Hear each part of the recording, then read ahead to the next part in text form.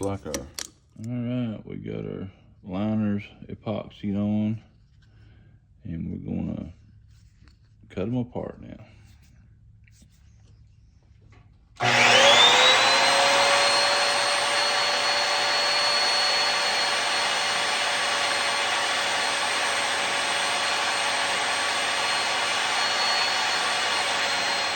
right, it's gonna get a little noisy in here. I'm gonna turn the vacuum on, and then the machine, the 2x72.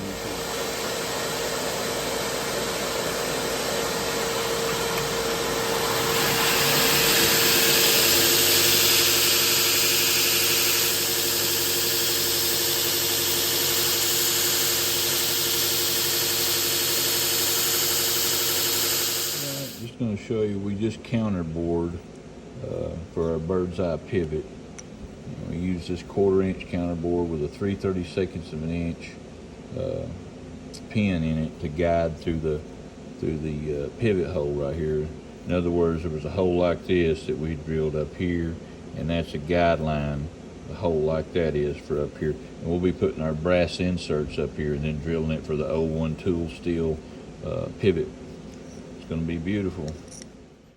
Now what we're doing, we're taking this handle, this side of the scale, and we're going to bore a 10 millimeter hole into it in order to put our cross. It's our cross emblem. We'll slice off the same thickness of the emblem to recess into the handle. And I like to use, and of course we'll be cutting off the 1/4 inch brass to put in our pivot holes here. But I like to use these cant twists. They're called cant twist clamps to hold this down. You might want to make sure you get the right scale that you're in order where your thumbnail's at. So I have drilled the wrong side before. So what I like to do is lay this up here. We can move the head around in a minute, but go ahead and get it clamped down. You don't want to clamp down too tight with this type clamps, or you'll damage your scales, depending on whether they're natural material or synthetic.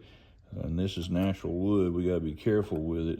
Even though it is very sturdy, it can be damaged. And these are very strong clamps, so I could probably get away with just using that one, but I like to put the clamps on both sides just so we don't have any movement, because we've got a lot of work already that we've already put into these liners and scales here, so we sure don't want to mess them up at this point.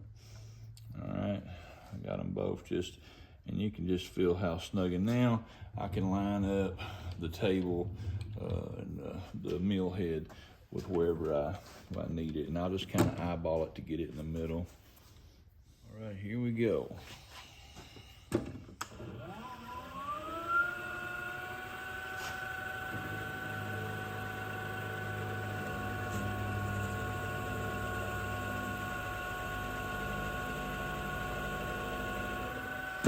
One thing I don't do is do that all at once, because it gets hot.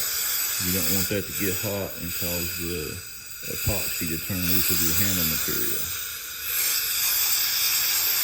What I like to do to save as much material as I can on when we slice off a piece of our cross emblem or whatever we're using, I like to use a depth gauge to see how much, if I can get around here to do this, how much material that we're going to use that we cut off on the lathe. So I'll simply use a caliper, slide down, and you can see that we need looks like 158 thousandths. So I'll cut off about 165 thousandths, maybe 170, just to be safe on our lathe. I'll put this into the lathe and slice this off. I can do it with a hacksaw, but I get a lot more uniform cut in the lathe.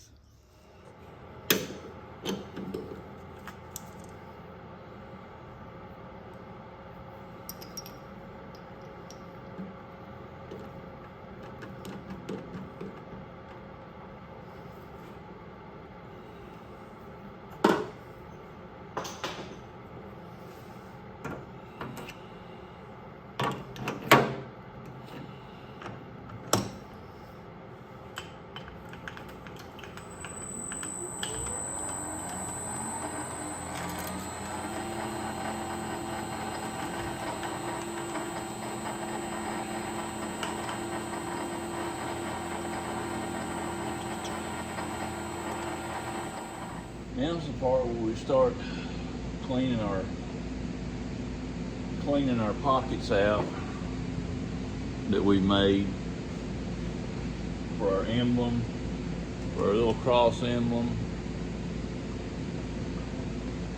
and our brass pieces. So we use a little bit of acetone.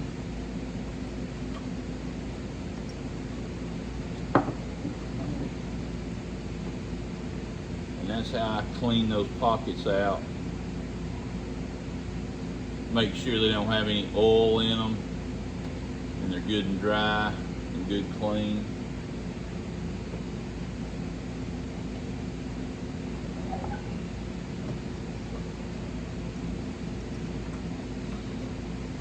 That's just Sunnyside acetone from our local Rural King. Cleaning out those pockets. I like to use low viscosity, which means it's just like almost like water. It's so thin to put the emblem in. And I'll also use some accelerator. Now I use the thick CA glue to put the pivot bushings in, because it's got a hole in it. I don't want it to run out the back. I want it to hold in there, and then when I press it in, the glue will just go out the back side of it. Whereas there's nowhere for the glue to go here, so you want to use the thin. I always have a set of pliers ready to manipulate. If we don't get this in here straight, we may have to twist it around. We don't want it to be in there all crooked, you know. So, kind of a critical part here. So we'll go ahead and put our low viscosity glue in, which is the watery stuff. And it don't take much to fill it up. A lot of times what I'll do is just use a hammer and smack it in there. Hopefully you can see what I'm doing.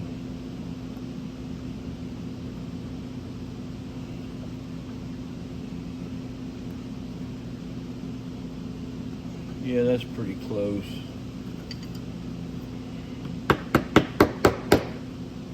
Yep.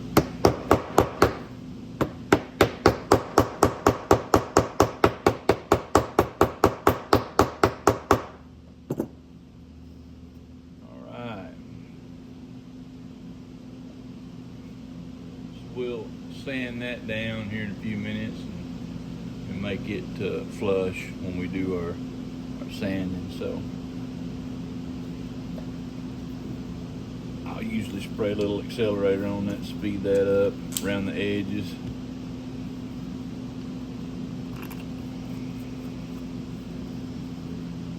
Now I'll go with the thick CA glue to put our pivot, bird's eye pivot bushing in.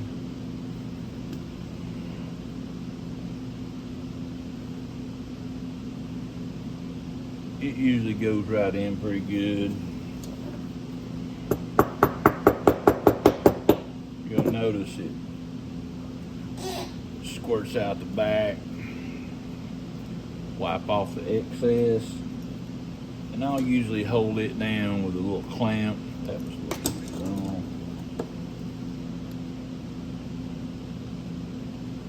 Just to make sure it don't go nowhere.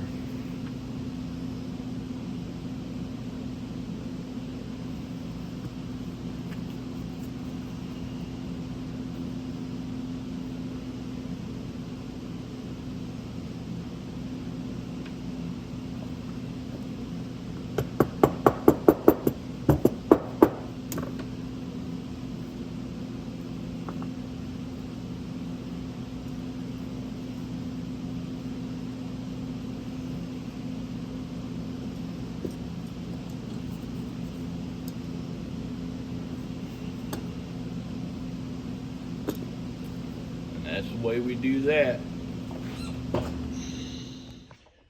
Right, we've got our logos glued in. the cross, and I've got my pivot bushings put in, and we've drilled a hole by using this side as a guide. And now I usually grab this little chamfer bit because there's a little burr on that brass right there, and I'll usually just chamfer that by hand right there and try to get that little brass burr smooth. And then ultimately, before I pin the knife together, I will chamfer by hand these pinholes as well, just to get a little bit of room for the brass pin to flare out, or the tool steel or brass, whichever one. We're going to use tool steel here, so we'll have the highlighted, we'll have a strong pivot, and not only that, but we'll have a highlighted what's called the bird's eye pivot. It'll be brass and then a silver pupil in the middle, so it makes it look like a bird's eye, and that's why they call it the bird's eye pivot. So I'm going to chamfer these a little bit, put the knife together again. Got the blade over here. I'm not using this anymore. We're done with this Rupel jig, but I usually put my pieces on here while I'm working, so I don't lay them somewhere and lose them. I always put them back on here, that way I know where they're at. I'm bad about misplacing stuff. So in a little bit, I'm going to pull this blade off here, and it looks pretty good. We got a good grind on it, and I'm going to hand sand it. And of course, we'll laser etch our logo on it. And then we're going to be doing some laser etching on the knife as well. This is the same kind of wood. Of course, there's no finish on it or anything. We're going to put Ronnie's old 53 pickup on there, and as well as his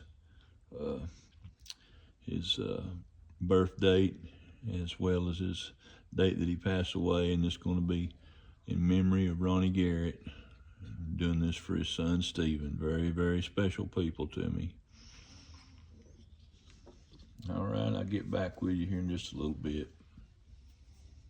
All right, we're going to do a little test assembly here. So I usually just take my piece of tool steel. This is 3/32 or 93.5 thousandths of an inch. I'll stick a piece through there. Go ahead and put her blade on there, like so, without cutting ourselves. Hopefully that blade's pretty sharp.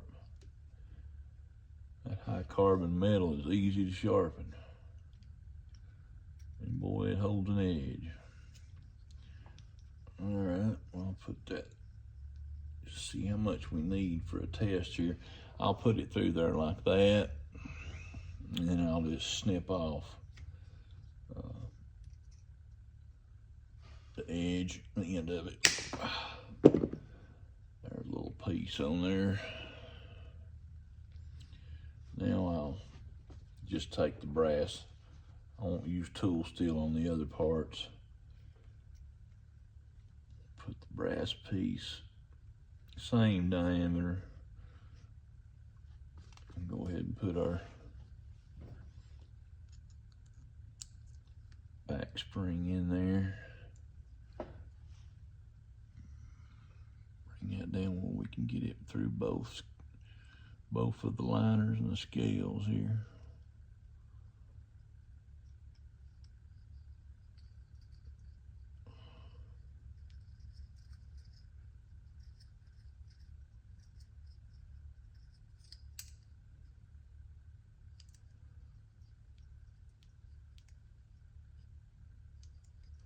That's pretty tight, but it's going.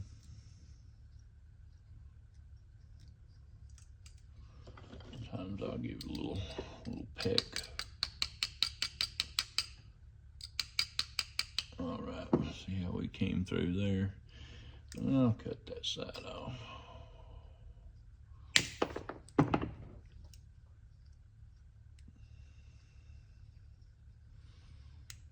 You see how we're starting to come together here.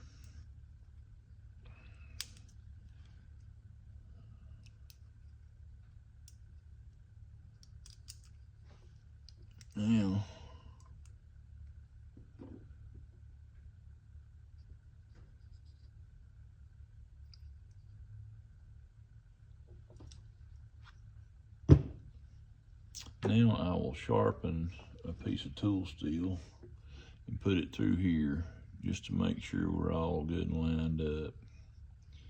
And then we'll take it back apart and sand on our liners and then put it back together again. And then ultimately, when we get the knife sanded and finished and everything, we'll do our laser engraving. Still got to hand sand the blade. I think it's going to turn out real nice. This Carillion birch is just beautiful stuff.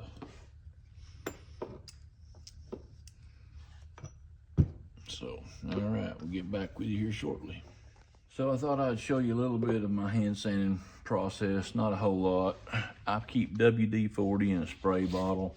I've got this board clamped down to my workbench here. I've got my blade with a little bitty screw, and it's held down real tight on this oak board. So I will wet the blade, and I've got some sandpaper already cut out. Here's 1,000, 2,000, here's some 600. Well, I'll actually start out with 220, and even though I've actually sanded on the belt sander up to 400, I'll actually start with 220 hand sanding. There's a reason I do that. I learned that from Mr. Bill Ruppel on one of his tutorial videos where he's making multi-blade knives. He starts out with 220 and then he skips on to 600, because as you use the 220 and it breaks down, it actually will break down to around 600 as you go. And if you'll look, I've just got a piece of oak here, and I bought some cork that's got adhesive on one side. And what I did was just made some different size sanding blocks, and I glued the cork to one side of it. And I watched a guy that, I can't remember his name, but he's a metallurgy guy. He's very sharp about metals, and he was the one that showed me on, well, I watched his tutorial on how to hand sand metal. And the way he does it, he made up these strips like this with the cork on one side. And if you'll take and just hold this with your finger, and as you start out sanding, go ahead and sand all the way up really hard up to the choil right here where the sharpening choil is. And as you go, instead of having to change the whole piece of paper out, all you have to do on your piece of sandpaper is just pull it up just about 1/8 of an inch and fold it back around. And so you've got that little edge right there that you've used, but you just move it just barely up, and you've got fresh sandpaper on that corner again, right on that cork, to start all over with fresh. So once I learned to do this, my hand sanding, well, you know, nobody loves hand sanding on metal, but it goes a lot quicker, and it's a lot easier once I learned to go ahead and just freshen it up every now and then, run it out. So I broke it down there. Go ahead and just move the strip just a little bit, and you've got another and that keeps you from using up all your sandpaper so quick, and you've got a fresh edge every few strokes when you get ready. And keep it oiled. I like to use WD-40. Some people like to use water. A lot of people just do it dry, but I find that WD-40 works best for me. And so this is the way I do it, and just sand till you get all the scratches out of it, and then go ahead and go to the next grit before you flip it over, because you got to take the screw out. It's a process. So I'll get this side totally done before I flip it over. And at the end, I'll be taking big long swipes like this to try to get it all evened out, but I want to get all those scratches out. All right, and I'll get back to you here shortly. All right, I've been sanding for about 15 minutes on this one side. I'm gonna flip it over now, very carefully. I don't know if you'll be able to see a whole lot of difference in the light there, the blade, but there's our hand sanding side. And then here's the side that's still got the scratches on it. The side we're fixing to sand. I don't know if you can tell the difference. You can can tell a difference from where I'm sitting, but see that. And then here's the scratch side. Big difference.